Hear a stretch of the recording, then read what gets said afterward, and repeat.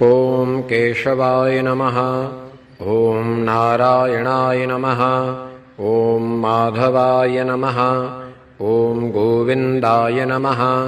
ॐ विष्णवे नमः। ॐ मधुसूदनाय नमः। ॐ त्रिविक्रमाय नमः। ॐ वामनाय नमः। ॐ श्रीधराय नमः। ॐ ऋषिकेशाय नमः।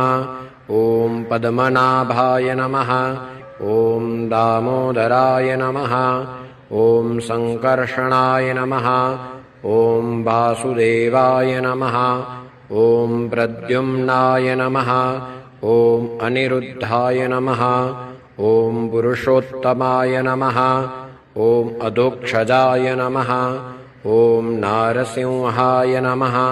ॐ अच्युताय नमः। ॐ जनार्दनाय नमः।